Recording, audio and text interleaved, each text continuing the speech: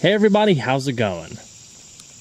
Today, it's my pleasure to bring you a detailed, in-depth look at this very rare and unique treat, my 1948 Ford Super Deluxe Tudor sedan.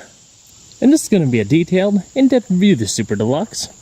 We'll start it up, show the engine, get an exhaust clip, and go over the performance data, as we'll show you a bunch of the unique aspects of the interior as well as exterior.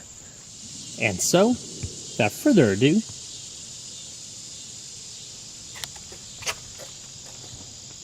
let's go ahead and start her up, let her run. The original exterior color is known as Glade Green, featuring the original gray cloth interior, with custom tailored seat covers, which actually was a dealer accessory back then. You see it on that passenger portion back there, and a quick glimpse of the back seat. This portion and the bottom of the bench actually had it too, but they were all ripped up and dry rotted when I got the car, so I just took it off. And found how amazingly well preserved the original fabric and the vinyl on the sides was. Definitely something you don't see a whole lot finding these vehicles.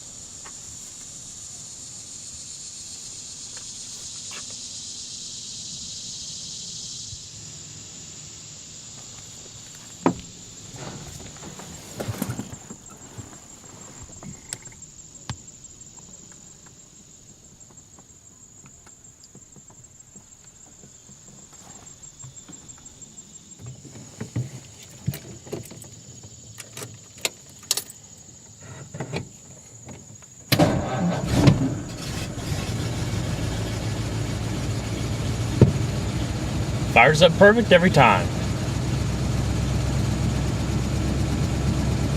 As the car starts to warm up, you just put the choke in slowly.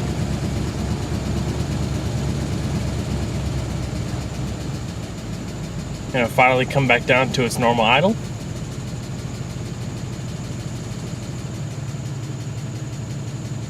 Perfect. But if you're just starting the vehicle normally after it's warmed up for a little while, there's no need to pull out the manual choke.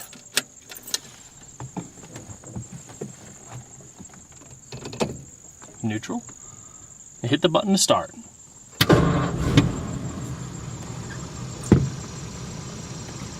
Beautiful. These engines have always been known for their reliability and durability.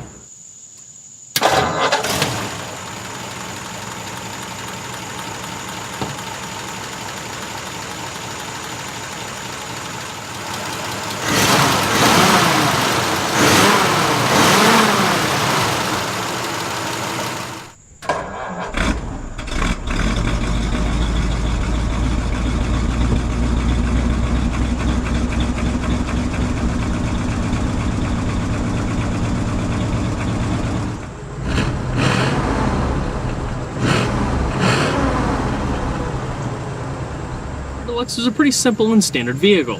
Featured manual worm and roller steering on a very large thin rim steering wheel with some grip bolsters across the back and a chrome accented center horn ring.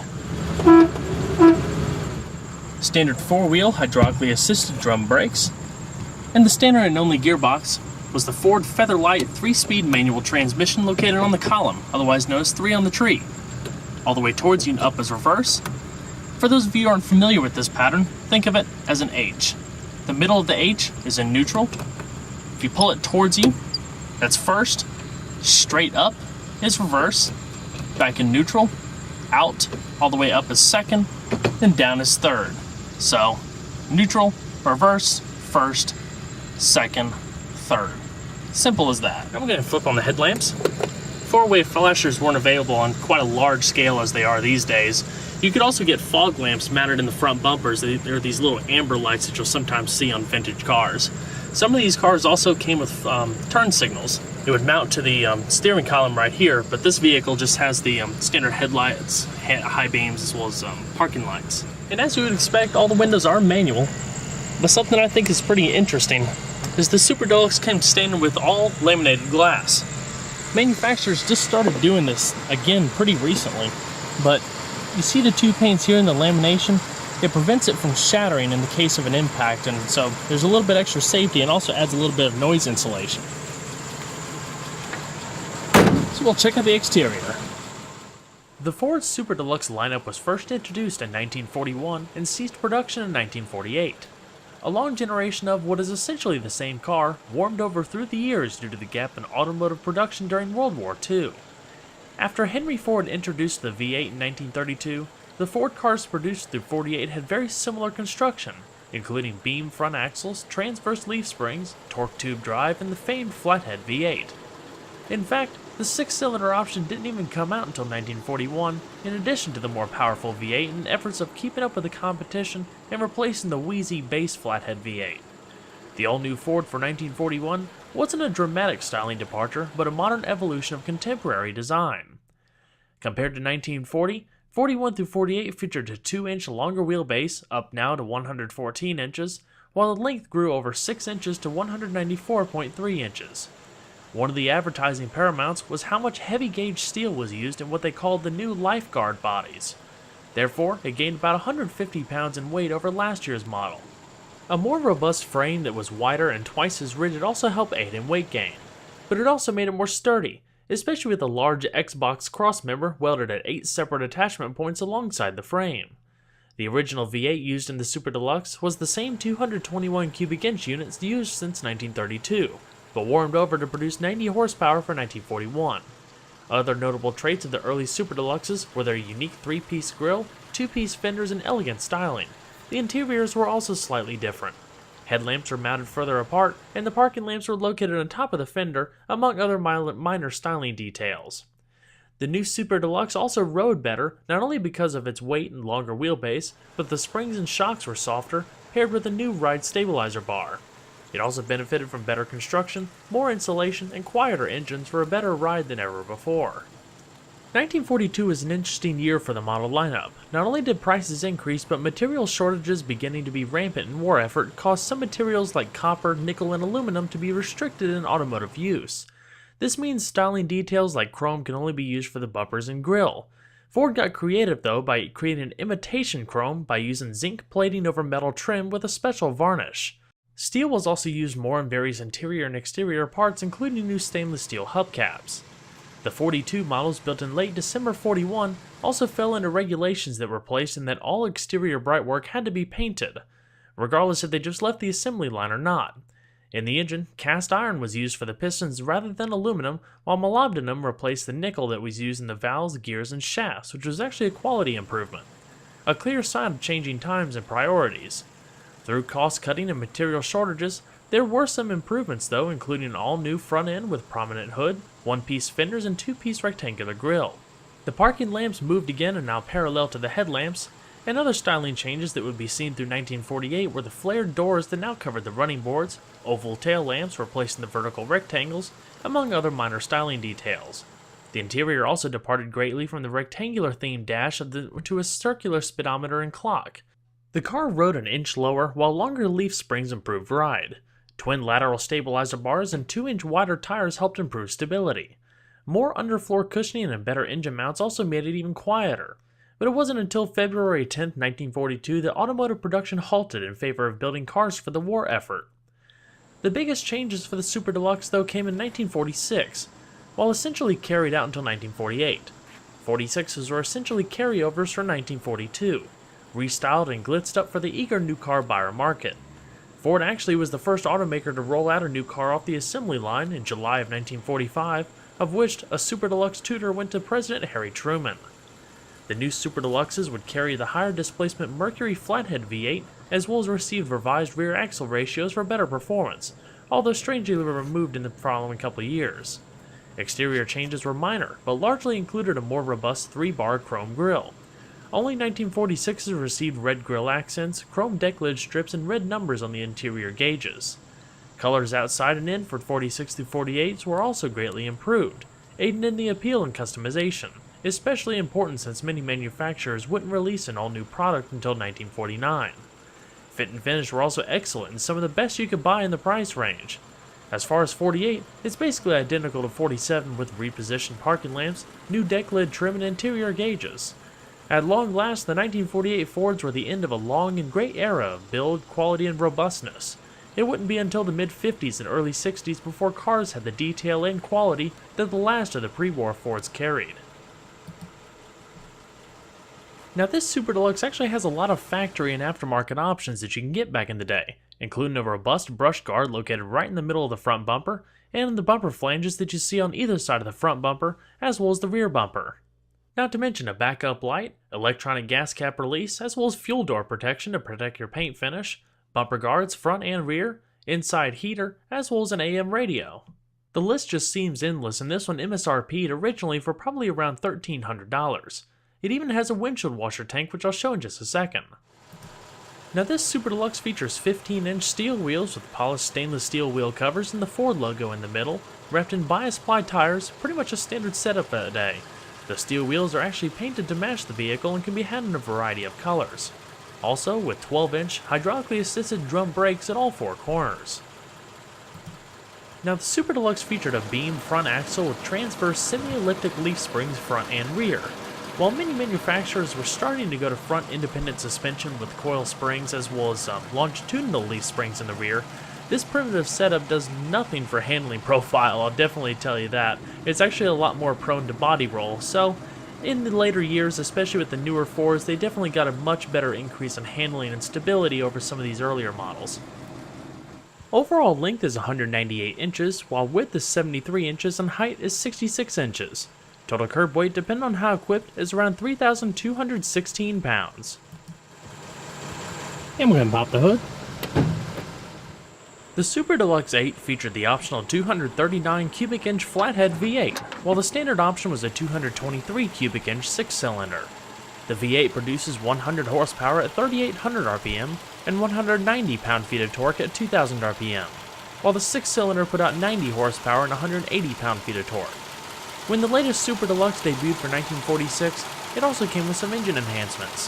The flathead now featured aluminum pistons with 4 piston rings, replacing the 3-ring iron pistons of earlier models. Lubrication was also improved thanks to a larger oil pump, while the ignition was now sealed up to prevent water from leaking out.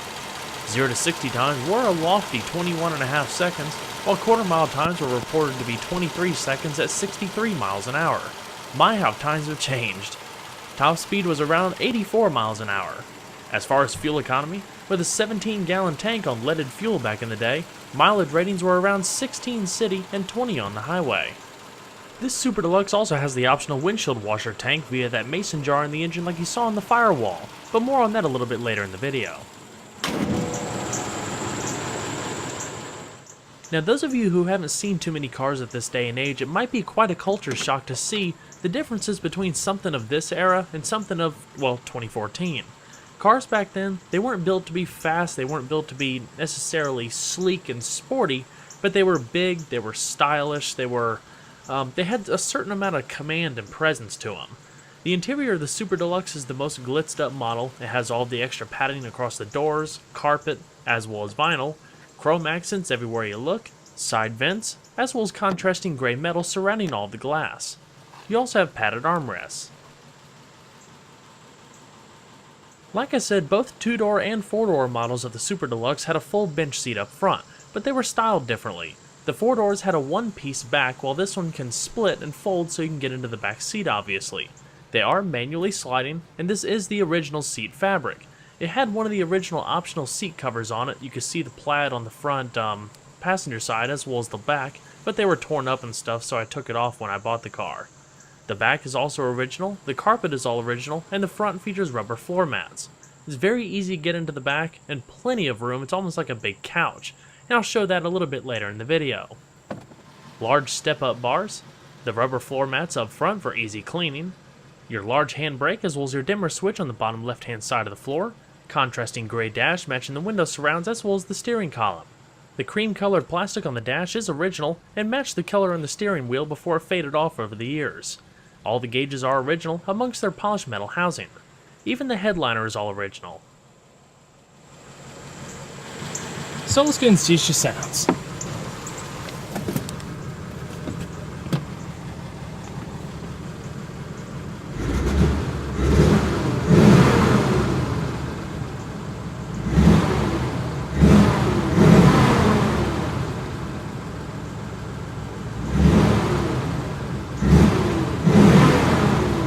It's amazing how smooth these flatheads are, especially for being as old of an engine as it is. It's just run like a champ.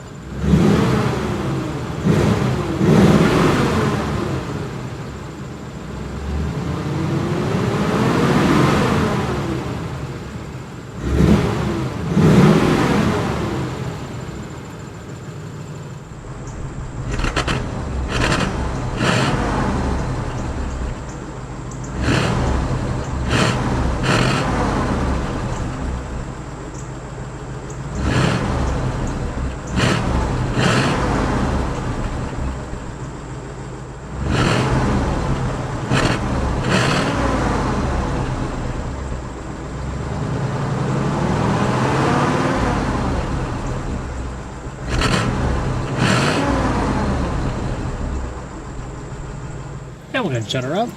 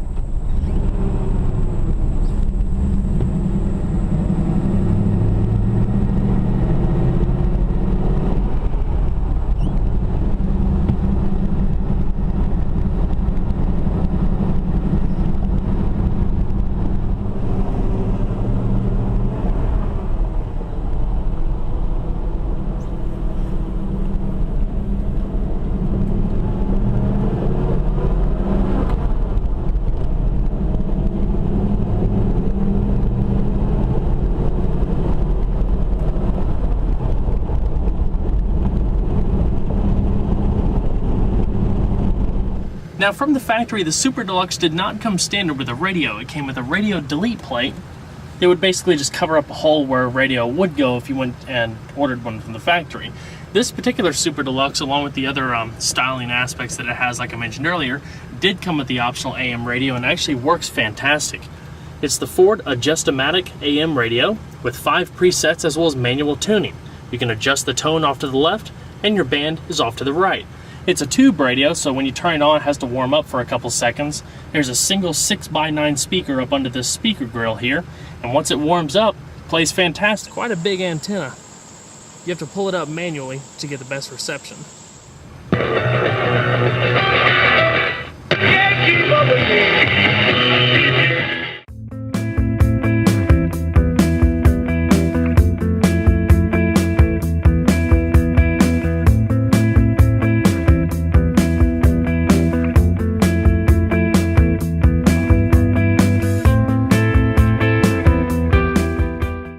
Like I said, the headliner and visors in this car are original, with optional vanity mirror where you can write in service records and travel records on either side. It also came standard with a non-dimming rear view mirror. On either side of the speaker grill are a set of ashtrays. You just flip open the little doors and you grab them to pull them out. Very simple. Now another really neat feature of this radio are the preset stations. And while optional, this car doesn't have it, you can also opt for a foot pedal that would mount in the floorboard and plug into the back of the radio, which would automatically be able to cycle through the different presets when you tap it with your foot. This one though uses the transparent bar in the middle to cycle through your 5 different preset stations as well as manual mode. The manual allows you to more freely go across the music band, while in these modes it's more fine-tuning and precise so you can get the exact station that you want. Another neat thing too, back then they didn't have electronic wipers, or at least they weren't in mass production. These wiper blades are actually vacuum assisted. There's a vacuum pump that builds up pressure while the car is running and uses it to power the wiper blades. You go to the left-hand side of the dash here, your lighting controls like you saw earlier, and this is your throttle, or manual throttle control, so if you need to warm the vehicle up, you just pull that up and it'll idle faster. Down below that is your electronic actuator for the fuel cap like I touched on earlier, your interior lighting brightness, as well as the button, chrome accented, for the vacuum assisted wiper bottle. So when you press it and hold it, it builds up the pressure, and then release it, and your wiper fluid shoots up onto the windshield. Now, the little washer jets are adjustable for the angle and they need to be a little bit more adjusted in this particular one, but it's definitely a pretty cool feature. If you hold it down just a little bit, it'll build up a little bit less pressure so it won't shoot out quite as much. Otherwise, if it builds up a lot of pressure, you're going to shoot a lot of water everywhere. Then just flip open the wiper blades and you're ready to go.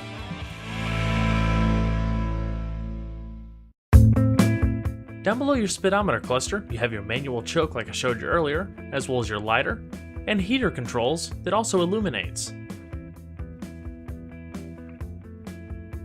Down below is your heater box, a pretty rare option for this day. You just open up the little doors for your feet, as well as the bottom one for floorboard. Up top, there's actually some pipes that route out to some defrost holes mounted up in the windshield cowl. And since there were no air conditioning systems back in this day, there was an actual fresh air vent. You would just push on that lever down below and flip it up. There's a little grill to prevent bugs and stuff from entering it, but it definitely makes it a whole lot more comfortable driving at higher speeds down the road. I'm going to shut her down. And we'll check out the back seat. In order to gain access to the back seat, all you have to do is flip the seat forward. It tilts up and away, so you can easily slide in. And upon entering the vehicle, the rear seat passengers are treated to a limo-like room and comfort. The large couch-like bench seat, 2 armrests, carpeting in the back, as well as standard footrests.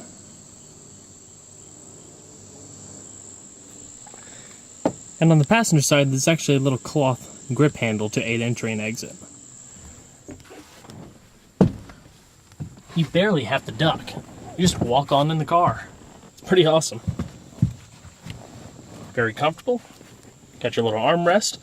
These windows actually roll down in 2 different ways. They roll down like a regular window, also with laminated glass as the front, but they also roll back to create a little vent.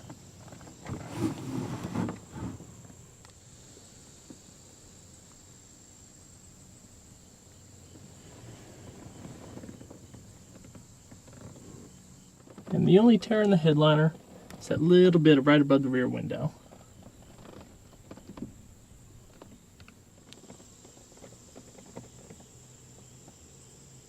There's also pillar lights right above the B pillars.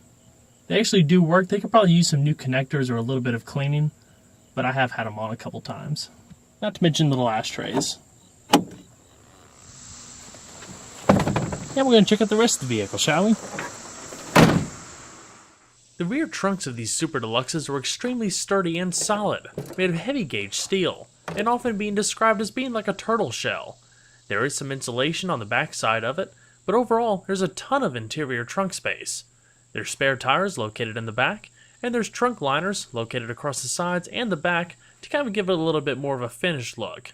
This is actually one of the original spare tires. I'm not sure how old it is, but it's definitely one of the older bias ply tires. Your stock trunk mat, and you can see in this particular one, there's no rust in the trunk floorboard or anything like that. Definitely pretty cool.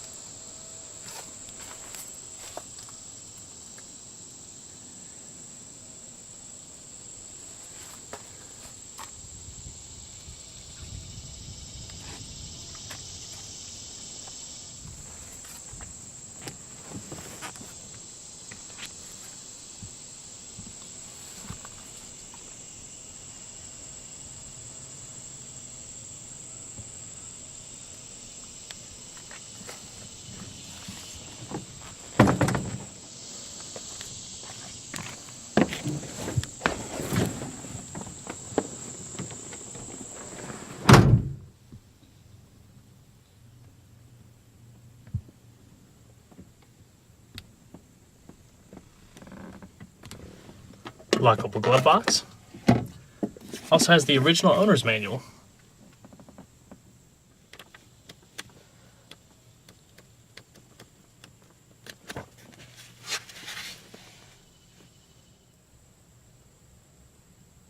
The glove box is also pretty good size. Cardboard lined. Actually has a lot of documents and advertisements in it. The original boxes for the wiper blades, and some instructions for the washer bottle itself.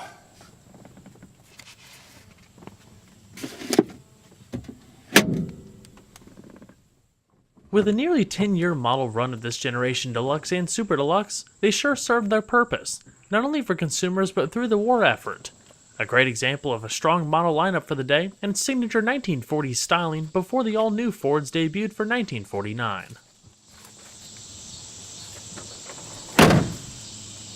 Well everyone, I hope you enjoyed the detailed look and test drive of the 1948 Ford Super Deluxe. Be sure to stay tuned next time, there's a lot more where that came from. Take care everybody.